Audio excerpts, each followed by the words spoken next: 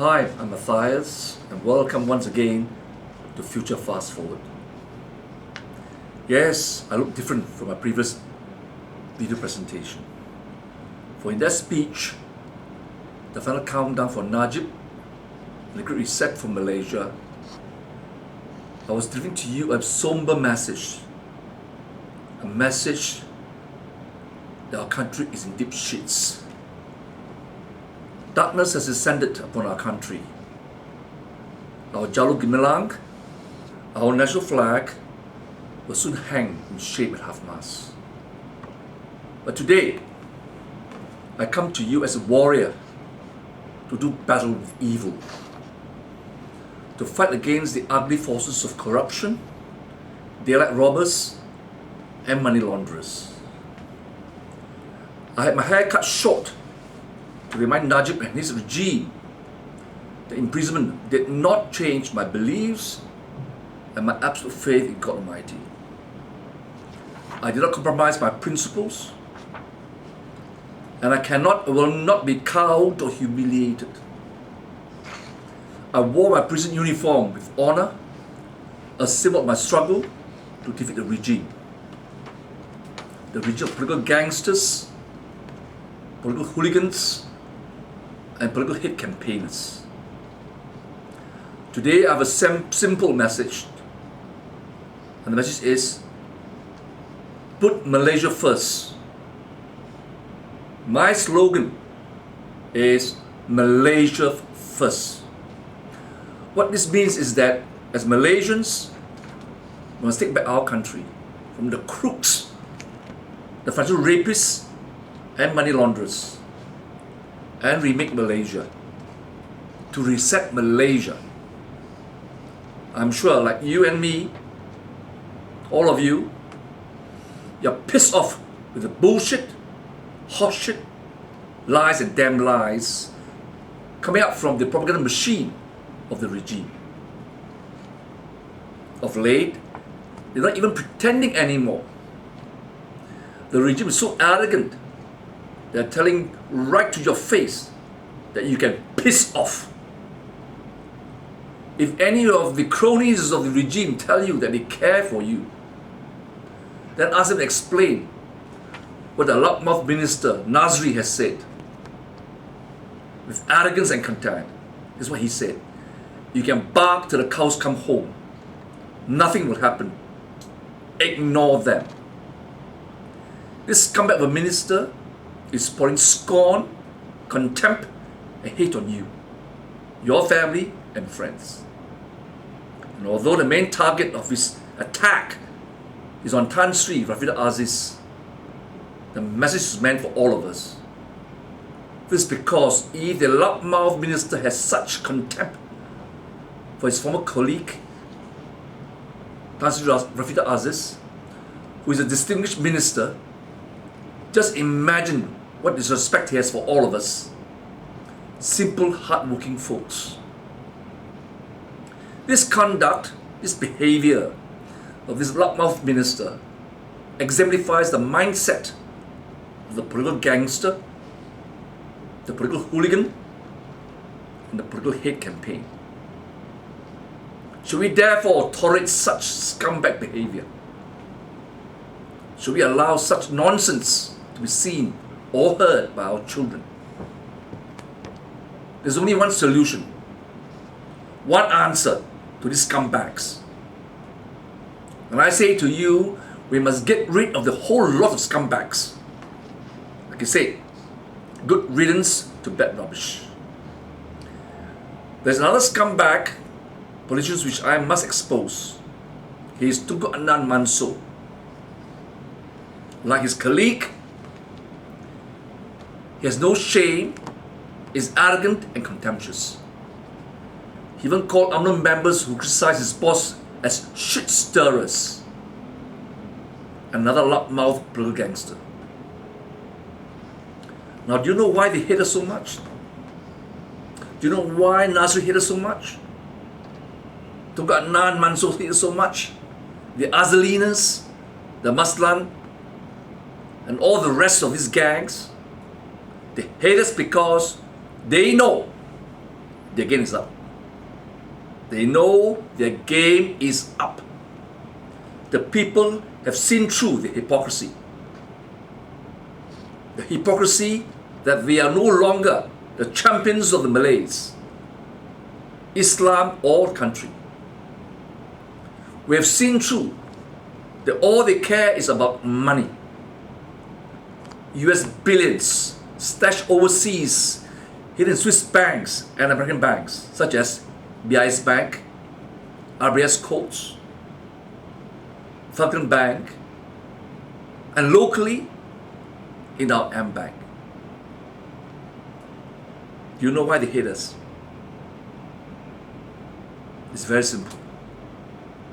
Because they know we are fed up of their theatrics and we want to have changes, to change the corrupt system, to get rid of the political gangsters, the political hooligans, and the political spin doctors that lie to us. The political scumbags know that their gravy train will be derailed. No more free lunches and dinners. No more Mercedes-Benz S-Series. No more BMW 7 Series. No more fancy watches, because it's hundreds of thousands of ringgit.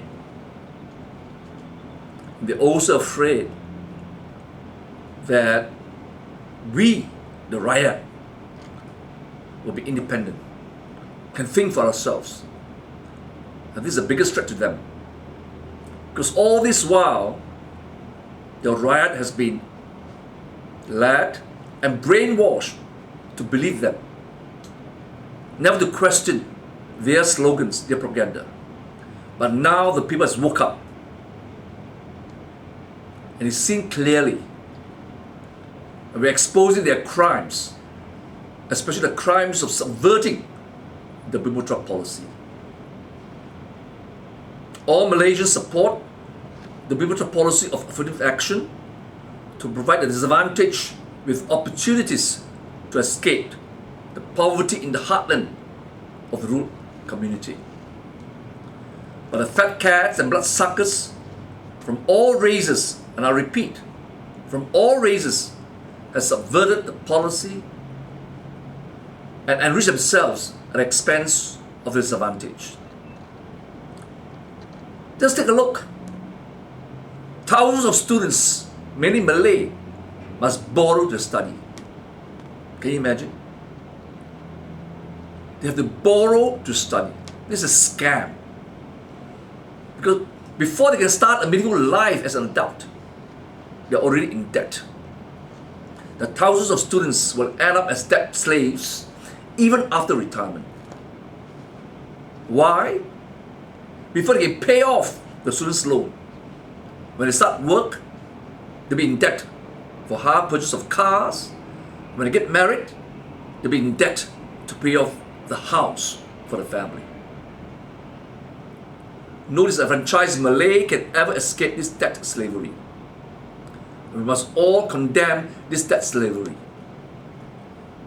Additionally, Bumitra crown jewels are now auctioned off to foreign bidders from China, Singapore, and the Arabs, the Wahhabi Arabs.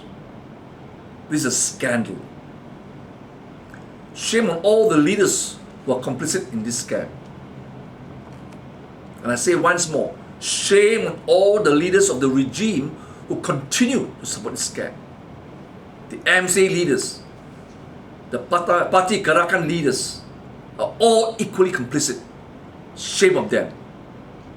They have failed to do what is right by the country. They have also disgraced the Chinese community.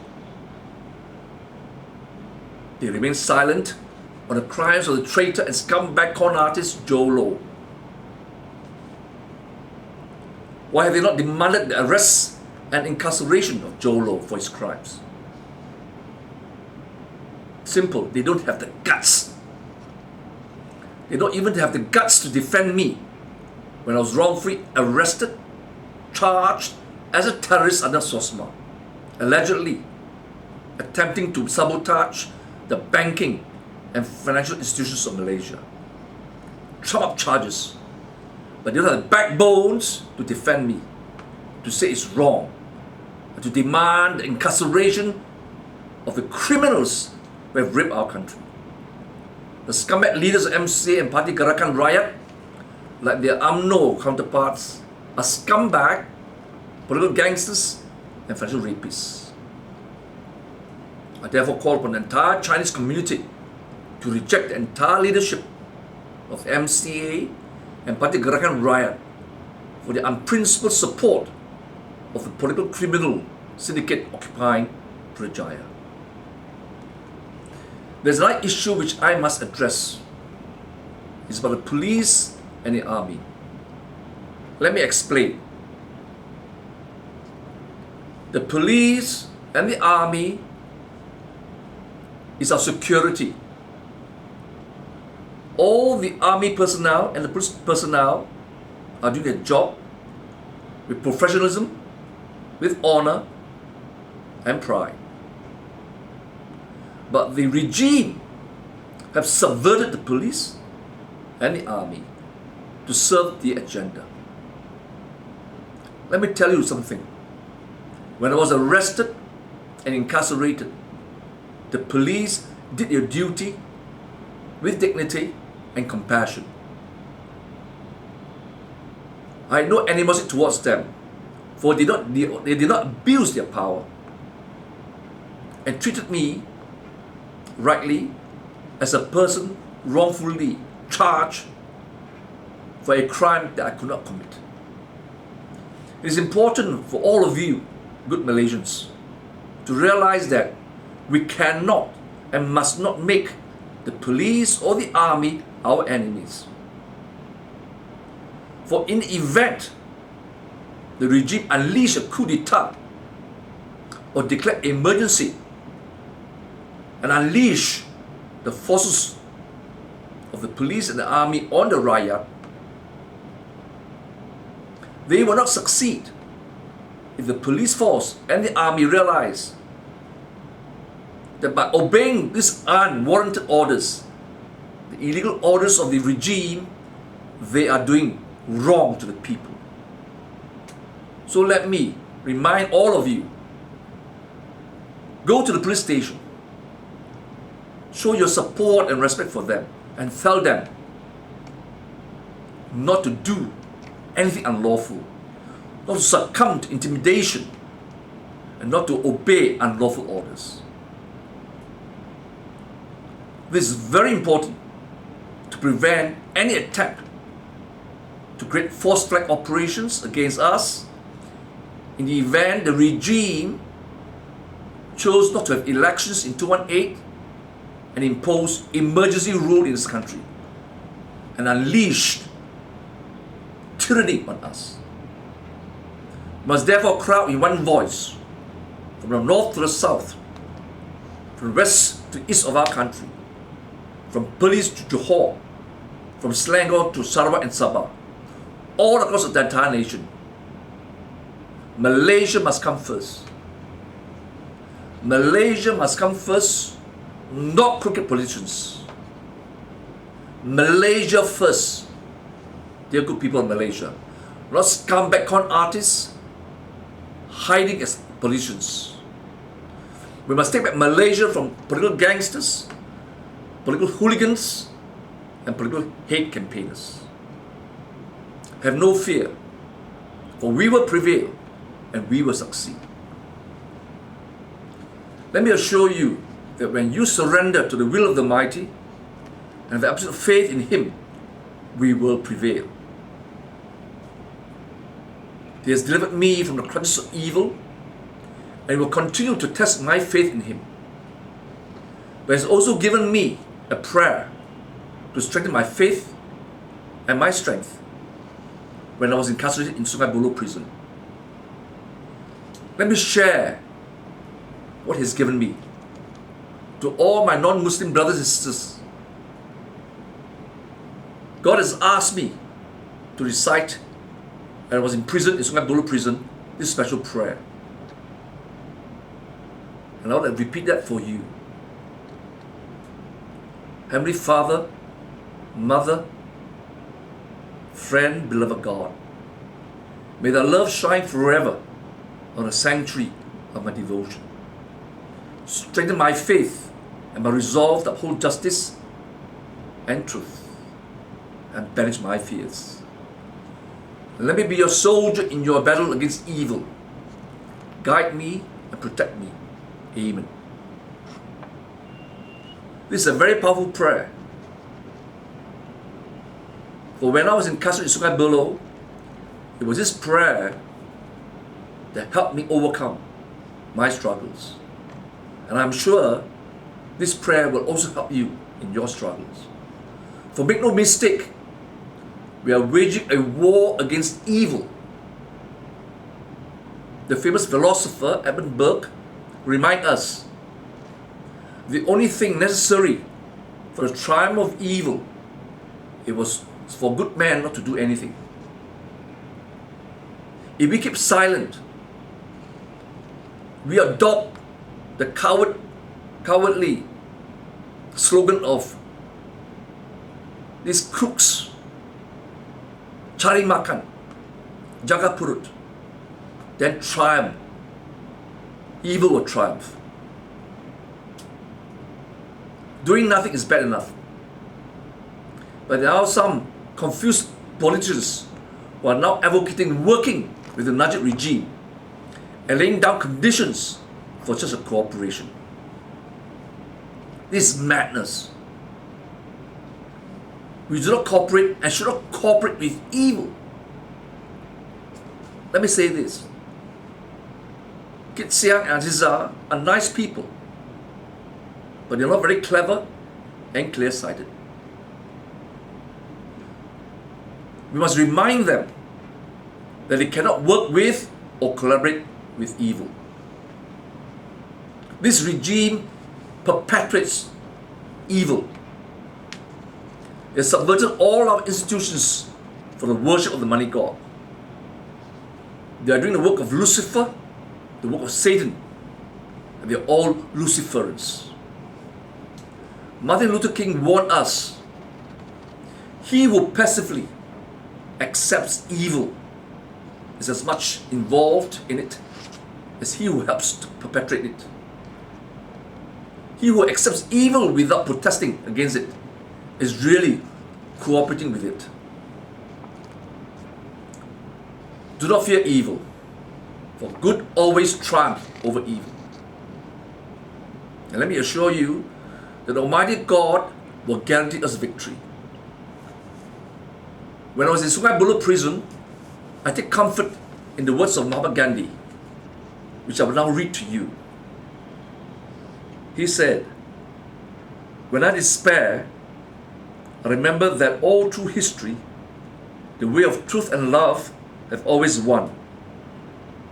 There have been tyrants and murderers, and for a time, they can seem invincible. But in the end, they always fall. Think of it. Always fall. That means we must have faith that good will triumph. Good will overcome evil." I will also now refer to you the words of a Greek philosopher and poet, Euripides. And he said, "When one with honey words but evil mind persuades a mob, great woes before the state." What this means in simple English is this: do not listen, do not believe in sweet talk by these crooks, by these gangster politicians. Sweet talk will get you nowhere. Sweet talk is lies covered with sugar candy. Therefore, take heed the wise words of Euripides.